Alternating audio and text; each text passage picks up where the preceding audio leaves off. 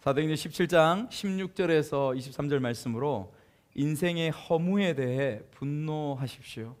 인생의 허무에 대해 분노하십시오 라는 제목으로 여러분들과 말씀을 같이 나누기를 원합니다. 여러분, 하이브 엔터테인먼트라고 여러분 회사를 아십니까? 혹시 들어보셨습니까? 네, 다행입니다. 하이브 엔터테인먼트. 누구로 유명하죠? 방시혁. 또 누구로 유명합니까? BTS, 방탄소년단. 우리 친구들 방탄소년단은 알면서 하이브는 잘 모르죠. 하이브 엔터테인먼트라고 이 방시혁이란 사람이 이 방탄소년단의 사실 아버지라고 할 수가 있어요. 이 사람이 만든 그룹이죠. 여러분, 이 방시혁 대표가 지난 2019년도 2월에 서울대 출신인데 서울대 졸업식에서 특별 강연을 하는 시간들이 있었습니다. 제가 한 몇 주 전에 그 강연을 들었던 우연찮게 듣게 된 시간들이 있었어요. 그래서 굉장히 도전을 받았던 시간들이었는데 주제는 무엇이냐면 이것이었습니다. 나는 꿈꾸는 대신 분노했습니다 라는 주제였습니다. 어떤 내용이냐면 자신은 어떤 분명한 꿈에 있어서 어떤 꿈이 있어서 서울대에 가거나 전공이 미학인데 미학을 공부했던 것이 아니라고 그렇게 말을 합니다. 사실은 분명한 꿈이 자신에게 없어서 고민을 했지만은 그 꿈이 없어서 그냥 지내왔고 그냥 그렇게 흘러왔다, 그렇게 이야기를 합니다. 법대에 가려고 했었는데 성적이 되지 않아서 못 들어가서 가족들이 굉장히 많이 실망을 했다라는 부분들을 이야기했습니다. 그리고 미학과에 들어갔죠. 미학이라는 부분이 무엇인지도 모르고 무엇을 공부하는지도 모르고 했었는데 미학의 공부가 굉장히 어렵다고 합니다. 그런데 그 미학과에 들어가서 미학을 공부하는데 자기한테 너무도 맞고 너무도 좋았다라는 것이죠. 그렇게 꿈도 비전도 분명하지 않았던 그런 사람이었는데 한 가지 자신에게 분명히 있었던 것은 무엇이었냐면 하루하루 그냥 주어진 것에 최선을 다해서 하루하루를 지냈던 그 중학교, 고등학교의 시간들을 자기는 기억한다라고 그것을 이야기했습니다. 우리 주일학교 친구들, 우리 자녀들 그것을 기억하기를 원합니다. 꿈, 비전이 지금 분명하지 않아도 괜찮아요. 이 사람이 고백하는 것처럼.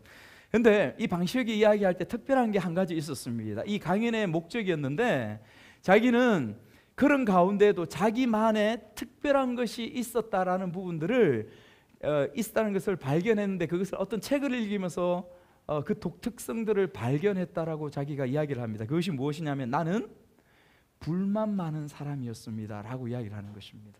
나는 불만 많은 사람이었다. 그래서 이렇게 연설을 했습니다. 세상에는 타협이 너무 많습니다. 분명 더 잘할 수 있는 방법이 있는데도 사람들은 튀기 싫어서, 일 만드는 게 껄끄러워서, 주변 사람들에게 패 끼치니까, 혹은 그냥 원래 그렇게 했으니까 이런 이유들로 입을 다물고 현실에 안주하는데요, 전 태생적으로 그렇게 못합니다. 제 일은 물론 직접적으로 제 일이 아닌 경우에도 최선이 아닌 경우에 대해서는 불만을 제기하게 되었고, 그럼에도 개선이 이루어지지 않으면 그 불만이 분노로까지 변하게 되는 것을 종종 보게 되었습니다 라고 그렇게 그 서울대 후배들에게 연설하였습니다. 최선이 아닌 좌선을 선택하는 부분들에 대해서 분노했다라는 거죠. 적당한 선에서 그냥 끝내려고 하는 그 관습과 관행에 대하여서 그는 노했다라는 것입니다. 여러분, 우리가 알고 있지만 우리가 상식적으로 알죠. 대한민국의 음악을 하는 사람들을 세상에서는 그 사람들을 일컬어서 뭐라고 불렀습니까? 딴따라라고 불렀죠. 딴따라라고 부르면서 굉장히 낮게 천하게 보았던 것이 사실입니다. 그런 대한민국의 음악에 대한 분위기, 그 시각들에 대해서 분노했고, 그런 가운데서 주어지는 불공정과 부당한 대우들에 대해서 자기는 엄청나게 분노의 마음들을 가지고 있었다는 거죠.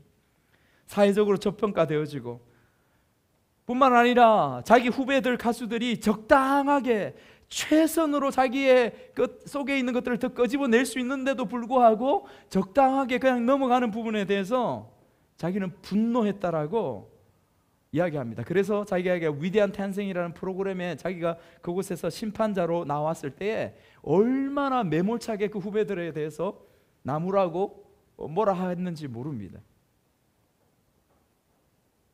여러분, 저는 방시혁이라는 이 사람에 대해서 잘 몰라요. 그런데 뭐 또 방탄소년단에 대해서도 잘 모르죠. 그런데 이분이 이야기한 그 내용이, 그 마음이 어떤 것인지는 알겠습니다. 가장 직접적으로는 저의 속에도 이 방시혁이라는 사람이 가졌던 그 분노의 마음들이 있고, 어쩌면 제 자신이 그렇게 그냥 최선이 아닌 차선의 것을 가지고 그렇게 넘어가고 있는 모습들, 그 삶을 저도 살고 있기 때문에 그런지도 모르겠습니다. 더 잘할 수 있는데 여러분 쉽게 포기하지 않습니까? 여러분도 한번 살펴보십시오.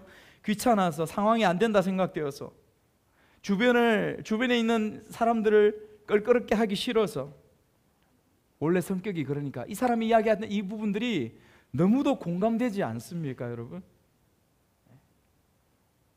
공감됩니다. 좋지 않은 습관들, 그것을 부수고 새롭게 하기를 싸워가야 하는데 그냥 적당하게 타협하고 그냥 지나갑니다. 관계들 가운데 어려움들이 있습니다. 용서를 구해야 되고 때로는 용서해야 하는데 그냥 좀 멀리 떨어져 있으면 그냥 그렇게 살아가지 뭐, 그냥 그렇게 지내지 뭐, 그렇게 타협하면서 그냥 적당히 우리의 삶이 아닙니까? 우리의 모습인 것이죠. 이런 부분에 대해서 여러분, 우리는 분노할 수 있어야 합니다. 분노할 수 있어야 합니다. 또 다른 시각에 분노하는 부분들이 필요합니다. 사회에 부정직하고 공의롭지 못한 부분에 대해서 분노해야 될 뿐만 아니라 특히 그리스도인으로서 우리는 또 분노해야 할 부분들이 있습니다. 여러분, 지난 일주일 동안 너무도 대한민국을 시끄럽게 했던 부분들이 뭐예요? 정명석, JMS. 1980년대에 이 등장한 이 사이비 교주, 이 정명석, 미친 인간이죠. 짐승이죠, 짐승. 여러분 방송을 보셨을 거예요. 제가 한번 보았습니다. 정말 토하겠더라고요. 너무 화가 났습니다. 너무 화가 나요. 전문가들이 왜 이 젊은 사람들이, 이 젊은 여인들이 1980년대에 이 사이비 교주 여기에 이렇게 넘어갈까? 세상의 전문가들이 그런 평을 내놓더라고요. 1980년대 어떤 일들이 일어났습니까? 대한민국에 독재가 일어났습니다. 독재로 인한 민주화 운동, 데모가 사회 전반에 퍼지면서 이 젊은이들 가운데 내일에 대한 시간들에 대해서 바라보고 소망을 가질 수 있는 그런 마음들이 없었다라는 거죠. 그래서 두렵고, 내일이라는 시간들이 두렵고 허무하고 무엇을 어디로 가야 될지 모르는 그러한 가운데에 이 젊은 친구들이 놓여져 있었다라고 그 세상 전문가들이 그렇게 평하는 것을 보게 되었습니다. 그런 허무하고 그런 두렵고 무서워하는, 내일에 대해 힘들어하는 그런 청년들에게, 젊은이들에게 다가가서 그들의 마음과 영혼을 훔쳤던 이 도둑놈과 같은 정명석, 여러분 정말 나쁜 놈이죠. 여러분 조심해야 됩니다. 조심해야 돼. 그 젊은 사람들만 그런가? 그곳에 빠진 사람들만 그런가? 지금도 우리를 신천지나 이 사이비 교주가 얼마나 많이 공격하는 우리가 알고 있지 않습니까? 그곳에 빠진 사람이 나쁜 사람들이 아니에요. 여러분, 죄송하지만 저와 여러분보다 훨씬 더 순수하고 더 하나님에 대해서 더 알고자 원하고 예수님에 대해서 더 알고자 원하는 사람들이 바로 그 사람들이었어요. 그 목마름 가운데서, 그 순진함 가운데서 말씀에 바로 서 있지 못하니까, 진리에 바로 서 있지 못하니까 그 신천지로 이 정명석에게 그렇게 빠져들어가고 많은 것을 우리가 보게 되는 것이죠. 화가 납니다. 뚜껑이 열리죠. 여러분들도 화가 나셨으면 좋겠어요. 근데 오늘 말씀이니까 화를 조금 가라앉히고 오늘 주어진 본문 말씀으로 좀 들어가도록 하겠습니다. 여러분 16절 말씀, 우리 읽었던 16절 말씀으로 같이 보겠습니다. 16절 말씀 같이 읽습니다. 바울이 아덴에서 그들을 기다리다가 그 성에 우상이 가득한 것을 보고 마음에 격분하여. 바울도 격분했네요. 바울도 화를 냈습니다. 사실 여러분 바울 사도가 사도행전이나 말씀에 서신서 보면 분을 품고 화가 난 경우가 굉장히 많았어요. 굉장히 많았습니다.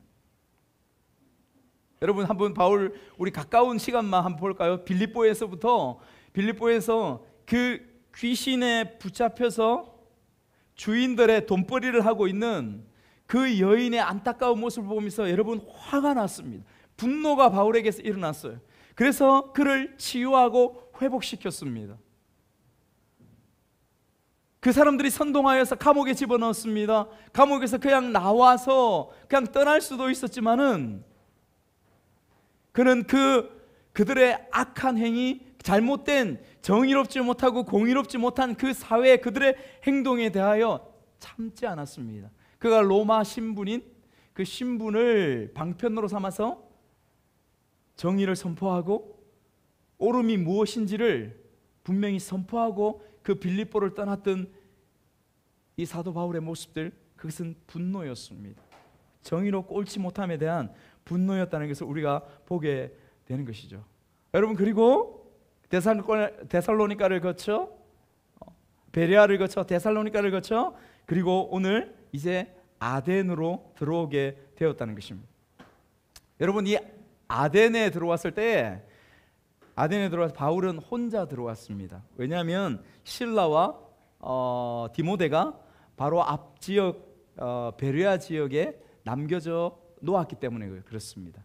그러고 나서 그들로 실라와 디모데를 빨리 이 아테네, 여러분 아테네는 아시죠? 아덴이 바로 아테네입니다. 아덴은 헬라어, 아테네는 영어식 발음이에요. 그리스 아테네 아시죠? 예, 아테네 모르는 사람들은 거의 없을 겁니다. 바로 그곳이 아덴입니다. 여러분, 그곳에 들어와서 바울이 우리가 읽었던 말씀처럼 전 그 아테네 지역에 우상이 가득한 것을 보면서 격분했다라고 그렇게 말하고 있습니다. 여러분, 우리가 알고 있는 것처럼 그 유명한 사진 한번 보여주시겠습니까? 그 유명한 아크로폴리스 광장. 여러분 이것이 그리스 아테네의 아크로폴리스 광장입니다. 저 언덕 자체를 아크로폴리스 광장이라고 하죠. 여러분, 저 위에 가장 크게 보이는 것이 무엇입니까? 파르테논 신전입니다. 그리고 옆에 왼쪽에 보이는 것이 에레크테움 신전이라고 합니다. 저도 안 가봤습니다.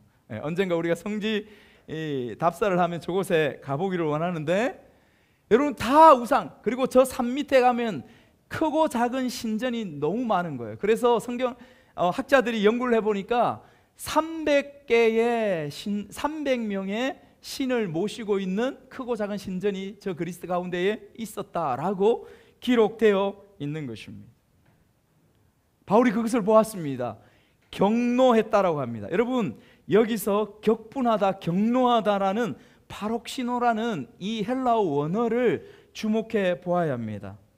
여러분, 이것은 그냥 한 사람의 마음속에서 그냥 자신의 일 때문에 뚜껑이 열리고 화가 나고 분노했던 것을 말하는 단어가 아닙니다. 이 파록시노라는 것은 무엇이냐면, 이 의미는 그의 속에 있는 그의 영이 분노로 타오르고 있다라는 뜻입니다.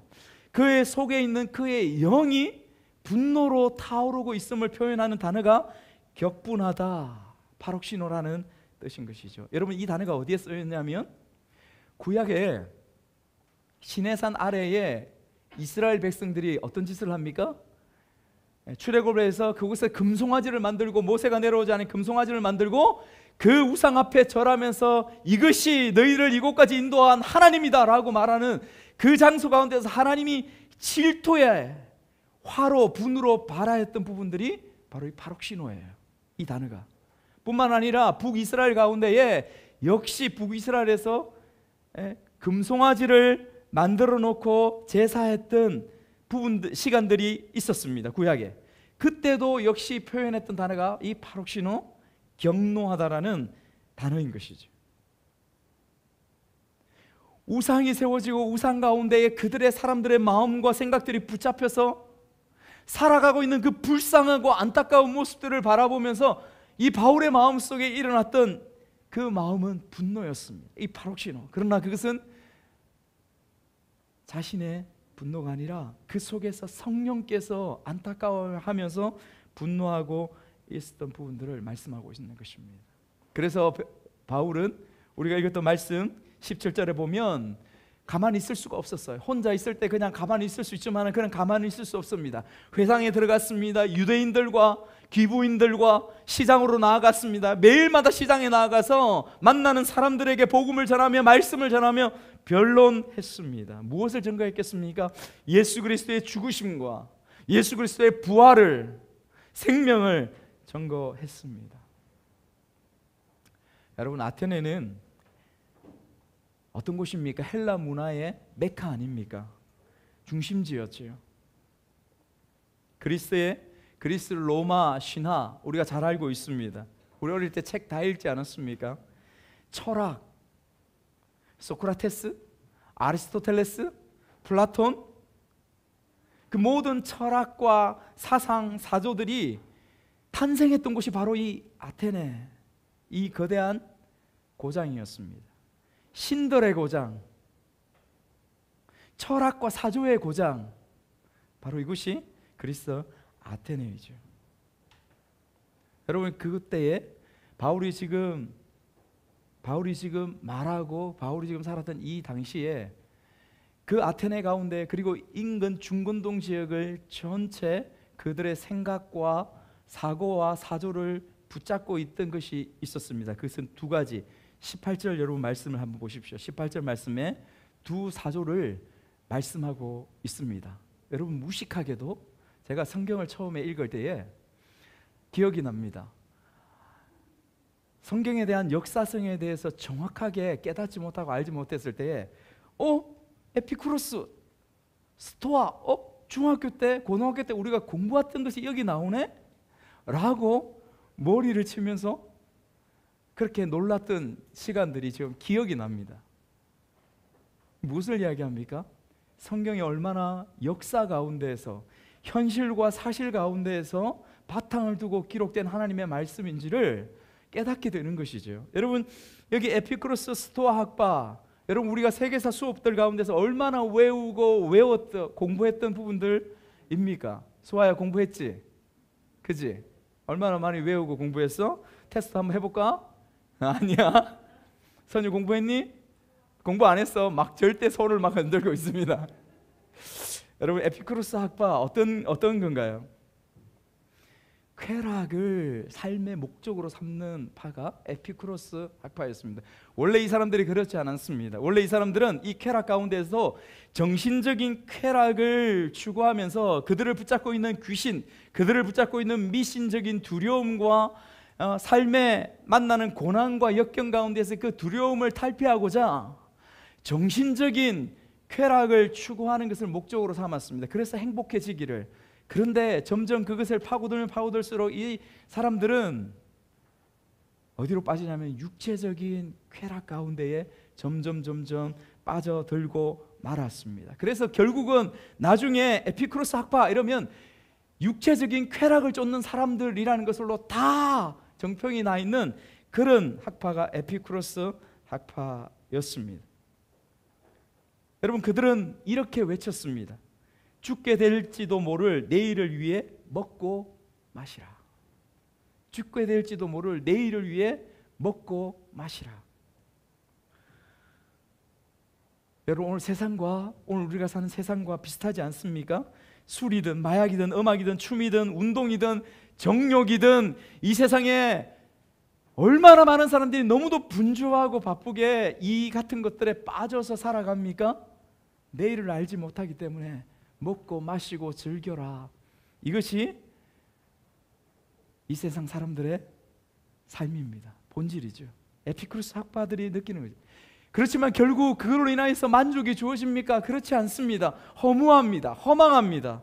다들 인생의 마지막 가운데에서 후회하며 탄식하며 그렇게 인생을 마감하는 것이 이 땅에 살아가는 대부분의 사람의 인생의 삶들의 끝인 것을 보여주고 있지 않습니다. 허물을 느끼는 거죠. 인생에 대해서 허물을. 스토아 학파는 어떤 학파일까요? 여러분 스토아 학파는 이성을 중시했습니다. 사람의 이성을 중시했습니다. 그래서 정말 엄격하고 또 검욕하면서 인간의 이성으로서 참고 인내하고 노력하고 도전하고, 여러분 이것을 굉장히 강조하는 것이 스토아 학파였습니다. 뿐만 아니라 그들은 인간을 신으로 여길 뿐만 아니라 모든 자연 만물들 가운데 신이 존재한다라고 믿었어요. 그래서 범신론을 주장했습니다. 오늘날 여러분 뉴에이지를 이야기한 뉴에이지의 원래 출발점이 바로 스토아 학파로부터 시작된 것이죠. 우리의 이성이 너무도 강하다는 거예요. 사람의 이성이 너무도 강해서 이 땅에서 이룰 수 없는 것이 없다라고 하는 것이죠. 그렇게 강조하고 그렇게 가르치고 했었습니다. 여러분 이 스토아 학파의 창시자가 누구냐면 제논이라는 사람입니다. 제논 많이 들어보셨죠? 제논. 그런데 이 제논은 그 결말이 어땠을까요? 스스로 자살했습니다. 제논의 바로 후계자 그 또한 역시 스스로 자살했습니다. 인간의 이성으로 뭔가 이룬다고 해서 노력한다고 아무리 달려간다고 해서 여러분 그 끝은 이렇게 허망하게 되는 것이죠. 여러분 현대 사상의 아버지라고 하는 니체가 무엇을 이야기했습니까? 신은 죽었다, 신은 존재하지 않는다라고 그렇게 외쳤던 니체도 결국 마지막 시간들 가운데에 길거리에서 그냥 방황하고 헤매면서 정신병자로 지내다가 정신병원에 입원해서 12년 동안이나 가족의 돌봄을 받고 무의식 가운데서 거기 있다가 비참하게 최후를 맞이했던 삶이 바로 니체의 삶이었습니다.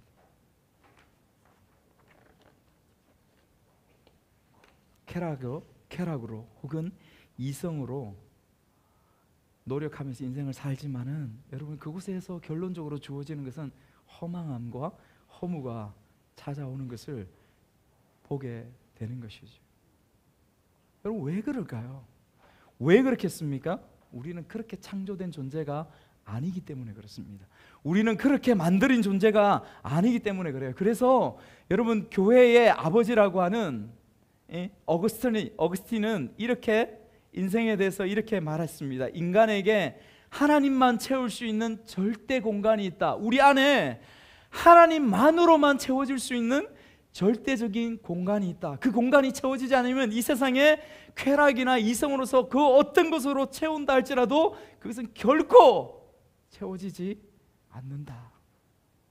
어거스틴은 어떤 사람이었습니까? 그는 세상에서 그가 경험해 볼 수 있는 모든 것들을 다 경험해 보았던 사람이에요. 다 이방 종교들 가운데 깊이 식취해 들어가서 그곳에 마치 대표까지 될 수 있었던 그런 사람이었습니다. 철학 사조 가운데 깊이 들어가서 그것을 다 공부하고 연구했던 그런 사람들이었어요. 결국 이 어거스틴이 그의 어머니의 끊임없는 기도 가운데서 하나님 앞에 돌아와서 무릎을 꿇었습니다. 하나님의 말씀을 읽었습니다. 그 말씀 가운데서 하나님을 만나서 그의 고백이 무엇입니까? 인간에게는 하나님만이 채울 수 있는 절대적인 공간이 우리 가운데 있다는 것을 고백하는 것이죠.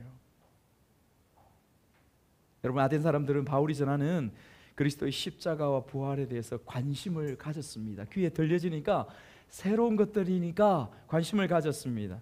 그래서 바울을 아레오바고 언덕으로 데리고 갔습니다. 여러분 아레오바고 사진을 다시 한번 보여주시겠습니까? 다음 다시 사진을 이것이 여러분 아까 신전 파르테논 신전이죠. 저 밑에 보이는 곳이 아레오바고 언덕이에요. 여러분 저 위에 돌로 된 것이 있죠. 저것이 이 파르테논 신전에서 바라보는 아레오바고 언덕입니다. 다음 사진 한번 보여주시겠습니까? 이 아레오바고 돌 언덕에서 위로 바라보는 파르테논 신전 아크로폴리스 언덕을 보는 것입니다. 그리스 가고 싶죠? 저도 가고 싶습니다. 안 가고 싶습니까? 죄송합니다. 이 돌로 된 이 광장, 아레오바고 이곳은 이전에 건물이 세워지고 이곳에서 수많은 사람들이 함께 토론하고 논쟁하고 또 연설을 하고 새로운 이론과 철학에 대해서 들었던 곳이 바로 이 아레오파고 언덕이라고 그렇게 전해지고 있습니다. 21절에 이렇게 설명하죠. 모든 아덴 사람과 거기서 나그네 된 외국인들이 가장 새로운 것들을 말하고 듣는 것 이외에는 달리 시간을 쓰지 아니함이더라. 그렇게 말씀하고 있습니다. 여러분, 신과 철학의 고장 아테네. 여러분, 이 사람들, 여기 기록된 이 말씀이 실제로 그 당시에, 아니 그 이전에 철학자들이 그리스도 사람들, 이 아테네 사람들이 그러한 부분들이 있었다는 부분들을 비난하고 있는 사람들이 있었습니다. 비판하고 있는 사람이 BC 5세기경에 정치가했던 클레온이라는 사람이 이렇게 이야기해요. 아테네 사람들에 대해서 이렇게 얘기했습니다. 너희들은 새로운 것이라고 하면 금방 쏘가 넘어가는 사람들이구나. 새로운 것이라고만 하면 그것에 솔깃해가지고 그것에만 집중하여서 쏘가 넘어가는 사람이라고 그렇게 클레온이라는 사람들이 이야기했다는 것이죠. 여러분, 우리는 여기서 질문합니다. 왜 이 사람들은 새로운 것들만을 계속 찾아서 헤매일까요? 목마르기 때문입니다. 채워지지 않는 그들의 내면과 삶이기 때문에 그렇습니다. 여러분, 그때뿐이겠습니다. 지금도 그렇습니다. 현재 우리가 뭔가를 위해서 늘 찾아 헤매고 있지 않습니까? 여러분, 이렇게 빠른 세상 속에서, 빠르게 변해가는 세상 속에서 우리는 뒤처지지 않기 위해서 굉장히 새로운 것들을 적응하기 위해서 늘 노력합니다. 스마트폰도 나오면 금방 1, 2년 만에 바꿔야 되고요. 아니, 어떤 사람들은 6개월 만에 바꾸더라고요. 쫓아가야 합니다. 설사 우리가 늦어진다 할지라도 우리의 자녀들은 늦어지면 안 돼 해가지고 있는 것 없는 것 다 틀어서 공부시키고 다 틀어서 이들에게 쏟아 붓습니다. 그리고 다그치죠. 그러나 여러분, 우리는 알아야 합니다. 이 세상 가운데에 새로운 것은 없습니다. 전도서 1장 2절에서 5절 9절 말씀은 어떻게 말씀하시는지 우리 같이 한번 읽겠습니다. 시작. 전도자가 이르되 헛되고 헛되며 헛되고 헛되니 모든 것이 헛되도다. 해 아래서 수고하는 모든 수고가 사람에게 무엇이 유익한가? 한 세대는 가고 한 세대는 오되 땅은 영원히 있도다. 해는 뜨고 해는 지되 그 떴던 곳으로 빨리 돌아가고. 9절을 읽겠습니다. 이미 있던 것이 후에 다시 있겠고 이미 한 일을 후에 다시 할지라. 해 아래에서 새 것이 없다. 해 아래에서 새 것이 없다라는 거예요. 새 것을 찾지만은 항상 돌아가는 것이라고 성경은 우리에게 말씀해 주고 있습니다. 여러분, 바울이 아레오파고 가운데에 섰습니다. 그 가운데에서 바울이 아덴 사람들에게 말씀을 이제 드디어 시작합니다. 말씀을 전하기 시작합니다. 22절에서 23절 말씀을 또 한번 읽겠습니다. 시작. 바울이 아레오파고 가운데에서 서서 말하되 아덴 사람들아, 너희를 보니 범사에 존교심이 많도다. 내가 두루 다니며 너희가 위하는 것들을 보다가 알지 못하는 신에게라고 새긴 반도 보았으니 그런즉 너희가 알지 못하고 위하는 그것을 내가 너희에게 알게 하리라. 아멘. 여러분, 이 말씀 가운데에 범사에 너희들이 종교심이 많도다, 바울이 그렇게 이야기를 합니다.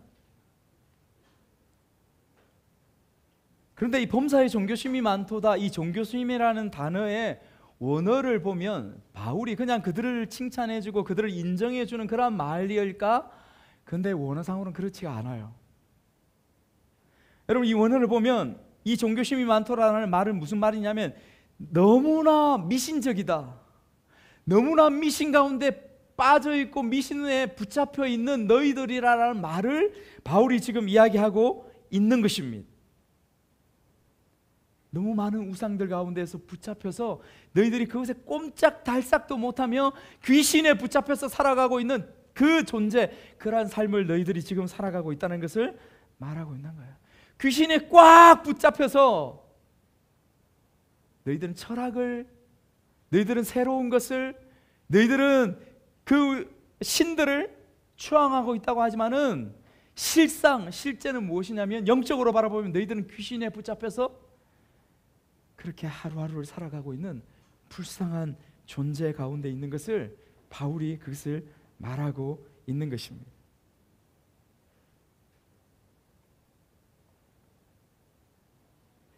여러분, 이 사람들이 그래서 너희들이 항상 이 종교성에 있다, 신들에 붙잡혀 있다. 그래서 실제로 그들은 어떤 표현을 썼냐면 그들이 어떤 일을 만났을 때에 신들에게 감사하고 제사를 지르면서 숭배하고 감사해야 하는데 그렇게 제사 지내고 나서도 뒤가 꿀인 거예요. 뒤에 뭔가 남아있는 것 같은 느낌이 드는 거예요. 왜 그러냐면 우리가 아직 제사하지 않은 신들이 남아있을까 봐, 우리가 미처 알지 못하는 그 신들이 남아있을까 봐. 그래서 여러분 실제로 BC 6세기경에 에피페니데스라는 사람이 이것에 대해서 이렇게 이야기해주고 있습니다. 어떻게 이야기하냐면 BC 6세기 구레네인 에피페니데스가 전염병으로부터 아덴 사람들을 구한 후에 신들에게 감사하며 혹시 몰라서 감사하지 못한 신이 있을까 두려워하여 희고 검은 양들을 놓아 그들이 앉은 곳에 알지 못하는 신에게라는 단을 쌓아 제사를 드린 데서 기원하였습니다 라고 그렇게 역사 가운데서 기록되어 있습니다. 그래서 그때 이후로 이 아테네 사람들은 알지 못하는 신에게 라고 기록을 해놓으면서 그곳에서 또 제사를 드리고 있는 것이죠. 제사를 하고 있는 어리석은 가운데 있는 것입니다. 온갖 잡신들 가운데 붙잡혀 있는 거죠. 여러분, 지금 우리가 살아가고 있는 세상도 그렇습니다. 여러분, 주위에 얼마나 많은 사람들이 집에 못 하나 박을 수 없어가지고 여러분 그렇게 불불 떨면서 힘들어하고 있습니까? 이사도 제대로 편한 날짜에, 우리의 뜻하는 날짜에 이사를 제대로 하지 못해서 복날을 받고 무당에게 찾아가고, 무당이 그런 이야기를 하죠. 시절이 하수상한 이 시절 가운데에 많이 찾아온 사람들 중에 그리스도인들도 있습니다.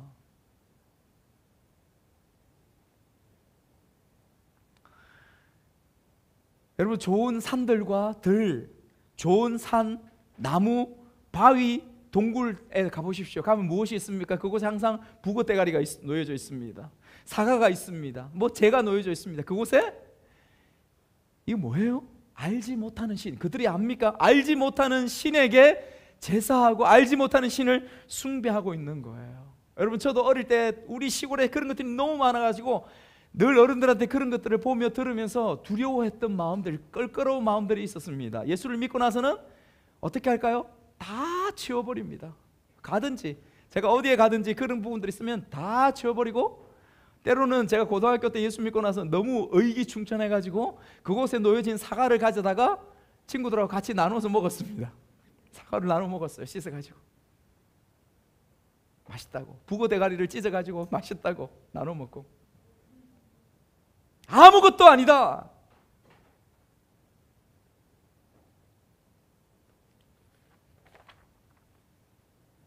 사랑하는 여러분, 왜 이런 일들이 일어나요? 잘 들으십시오. 이 우리가 살아가는 세상의 인생 가운데 가장 중요한 인생의 질문, 인생의 화두가 무엇입니까? 우리는 어디로부터 왔고 어디로 가는 거 아닙니까? 모든 철학과 사조의 질문이 그것입니다. 대답하는 것이 없어요. 대답할 수 있는 것이 없습니다. 왜요? 당연하죠. 모르기 때문에 그렇습니다. 그러나 이 세상 가운데서 오직 이 성경만이, 하나님만이 선명하게, 분명하게 태초에 하나님이 천지를 창조하시니라, 우리가 어디서부터 왔고 우리가 어디로 가는지, 우리가 하나님께로부터 와서 하나님께로 나아가는 존재인 것을 분명하게 우리에게 말씀하시고 가르치시고 선포하고 계십니다. 여러분, 이것을 모르기 때문에 세상 사람들은 방황하는 거예요. 허무한 거예요. 허망한 거예요. 세상 가운데서 마치 소금물을 들이키는 것처럼 목마르고 마셔도 목마른 사람처럼 그렇게 허덕이면서 살아가고 있는 이 땅에 존재하는 사람, 아니 이 땅의 그리스도인이라고 하여도 하나님의 말씀과 복음 가운데 서지 못한 인생들이 어쩌면 우리 가운데 있는지도 모르겠습니다. 그렇게 우리의 삶을 불쌍하고 안타깝게 살아가는 것이죠. 두렵습니까? 채워지지 않아서 목마르십니까? 그런데 늘 헛된 것으로 우리의 마음속에, 우리의 삶 가운데 채우다 보면 여러분, 그것이 철학적인 어떤 부분이건 나중에 그 비워진 마음들에 찾아오는 것은 무엇이냐면 귀신입니다. 똑똑히 들으십시오. 귀신이 우리의 생각과 우리의 마음들을 주관하고 그것을 우리의 마음들에 채우려고 우리에게 찾아옵니다. 그것을 의지할 수밖에 없게 그렇게 만듭니다. 사단이 하는 일이 그것입니다. 귀신이 하는 일이 그것이에요.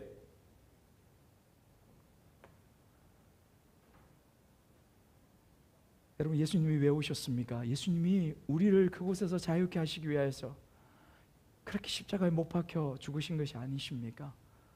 사단의 일을 멸하시려고, 마귀의 일을 멸하시려고. 여러분, 요한일서 3장 7절 8절에 이렇게 말씀하고 있습니다. 큰 소리로 같이 읽습니다. 시작.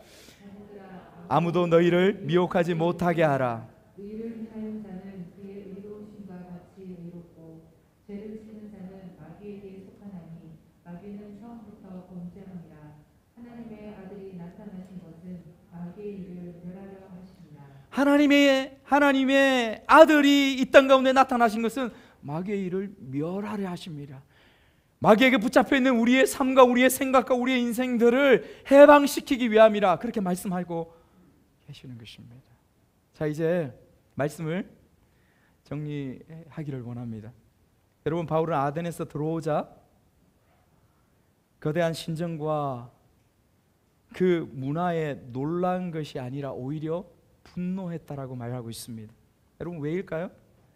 우상이 가득한 도시와 사람들을 보았던 것이죠. 에피쿠로스 스토아, 철학과 사조, 신들의 고향, 풍성한 문화들을 자랑할 것 같습니다. 과거나 지금이나 그것을 자랑하고 있습니다. 그러나 바울의 눈에 보여졌던 그것이 보여졌던 것이 아닙니다. 그 인생들이 불쌍하고 안타깝게 보여진 것이죠. 성령으로 말미암아 경노했습니다. 거룩한 분노가 그 마음들 가운데서 끌어올랐습니다. 그 귀신들 가운데 붙잡혀 그렇게 험악하고 살아있는 그 사람들이, 그 영혼들이 보였기 때문에 그렇습니다. 새로운 만을 추구한다고요? 왜 그럴까요? 비어져 있기 때문에. 종교심이 충만하다고요? 왜 그럴까요? 그 내면이 비어져 있기 때문에. 철학 가운데 새로운 것들을 알고자 원한다고요? 왜 그럴까요? 그 내면이 비어져 있기 때문에. 예수 그리스도의 복음으로 가득 차 있다면, 하나님의 말씀으로 채워져 있다면, 그것에 소망을 두고 나아간다면 여러분, 비워진 영혼이 아닙니다. 비워진 삶이 아니에요. 지금도 똑같습니다. 여러분, 말씀 마치면서 지금 주간을 우리는 예수께서 십자가의 고난의 길을 걸어가시기 위하여서 이 땅에 오셨습니다. 그 십자가의 고난의 길을 기억하며 경건의 삶을 우리가 살아가고 더 기념하고 기억하기를 바라며 사순절 기간을 우리가 여러분 지내고 있지 않습니까? 예수님은 하늘 영광을 뒤로하고 이 낮고 낮은 곳에 우리를 위하여 이 땅 가운데 오셨습니다. 십자가를 걸으셨습니다. 왜 그렇게 하셨습니까? 귀신과 마귀에 붙잡혀서 살아갈 수밖에 없는 우리의 인생을 긍휼히 여기시고 구원하시기 위하여 이 땅 가운데 오셨습니다. 인생의 쾌락을 목적으로 삼지 않고 인생의 이상 가운데서 헛되게 발버둥치는 그러한 어리석음 가운데 빠져서 살지 않기 위하여서 예수님은 우리 가운데에 그렇게 오셨습니다. 사랑하는 여러분, 여러분에게 권면드리고 싶습니다. 여러분에게 부탁드리고 싶습니다. 세상의 가치에 오염된 말들, 우리도 너무도 쉽게 내뱉는 것들을 여러분과 대화하면서 종종 듣습니다. 인생 뭐 별거 있어? 잘 먹고 잘 벌고 잘 살면 되지? 죽으면 그만이지. 될 대로 되겠지 뭐. 돈만 있으면 되지. 성공하면 되지. 열심히 즐겨야지. 필요한 말들도 있습니다. 그러나 이 말들이 우리의 인생을 대변하는 전체의 말들이라면 그것은 분명 문제가 있습니다. 문제가 있습니다. 인생은 그런 것이 아니기 때문에 그렇습니다. 사랑하는 여러분, 그래서 여러분들에게 마지막으로 권면드리고 싶습니다. 분노하셔야 됩니다. 우리 인생이 허무하게 느껴지고 허망하게 느껴지고 나를 좌절시키고 나를 두렵게 만드는 무언가가 있다면 그 부분에 대해서 좌절하지 마시고 분노하십시오. 아멘? 아멘? 분노하셔야 됩니다. 그런 마음이 내 속에, 성령께서 내 속에 거하심에도 불구하고 그런 마음이 내 속에 찾아드는 것을 분노하시고 화를 내셔야 됩니다. 내가 변화되어지고 바뀌어지는 것은 그 분노로부터 시작하는 줄 믿습니다. 최선을 다하십시오.